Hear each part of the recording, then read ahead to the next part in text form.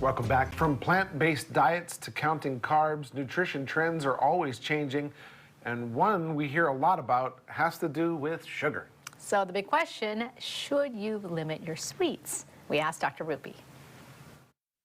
If you have a sweet tooth like me, this might be a good time to listen up. We're going to get some facts and some myths about sugar. It's for another edition of Ask Dr. Rupy. And Dr. Rupy, I don't know if you have a sweet tooth, but I know you have some facts about sugar, right? Oh, I totally do. Yeah, I've always had a sweet tooth, and this topic really interests me because I've actually tried to cut out sugar in the past.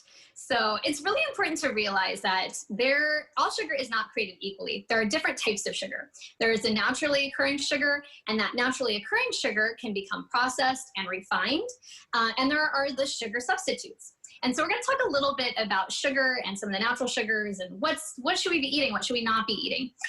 So it's of utmost importance to know about added sugar. Added sugar are the sugars that are added to our foods to make them taste better. And so you'd be surprised as to how much of our food has added sugar in it and how much we're consuming, especially here in the US. Now, they did a study that showed about 68% of prepackaged food has added sugars. Isn't that crazy? Right. So we're just consuming sugar left, right, and center. So it's really tough sometimes to tell what's okay, what's not, and when, what should I be looking at?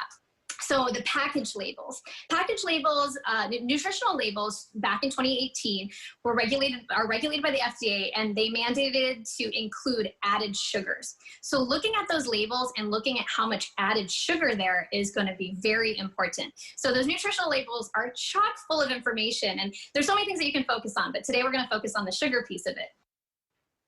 Why do you think it is that sugar has become vilified so much and it's getting such a bad rap? Is it as bad as we think it is?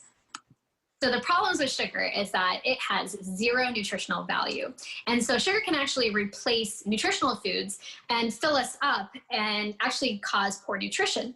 It can also lead to obesity. There's a correlation to diabetes. There's a correlation to coronary heart disease by increasing triglycerides. And so it can be fairly dangerous.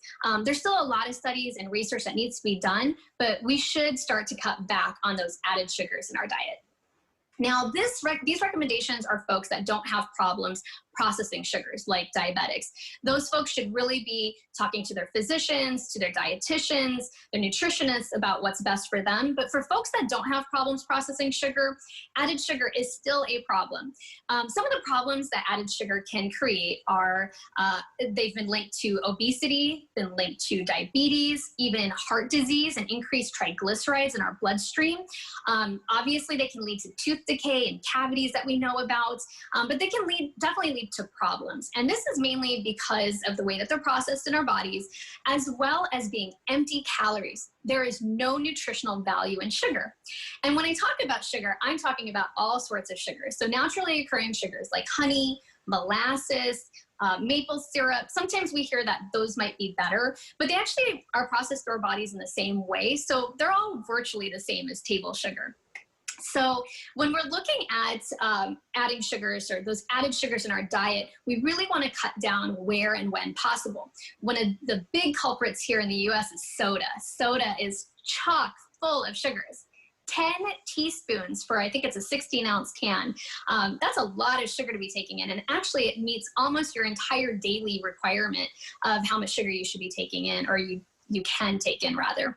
Sticking to drinking water instead of soda is a good idea. So ways to cut back on those sugars. If you really need that extra satisfaction, which for me, I did, especially when I tried to cut back on sugar, I really like sparkling water. I get that extra satisfaction of the fizz or the carbonation without all the empty extra calories. So one thing I would love to do today is to challenge everybody who's watching to cut down on the added sugars in their diet. That could be very beneficial for your health overall. There's even potential links to immunity. I know we talk about immunity a lot lately. So cutting back those sugars is such a great idea, the added sugars, if possible. So for the next 2 weeks, looking at the labels can be very helpful, just to be cognizant of cutting back our sugars.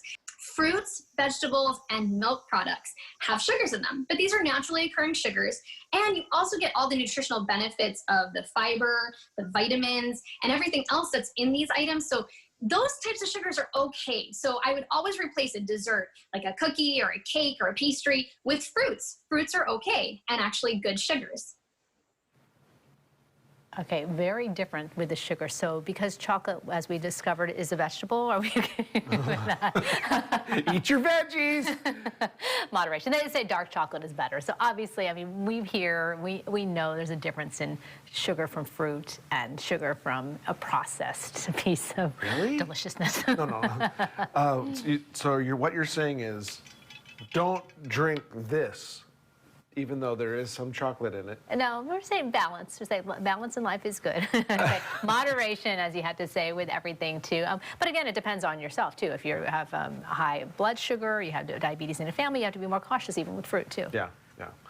Check out our website, kh12.com. Go to the Living at Weight tab, and you can see some of the other segments that Dr. Rupi has. She's got some great information. Entertainment news is next.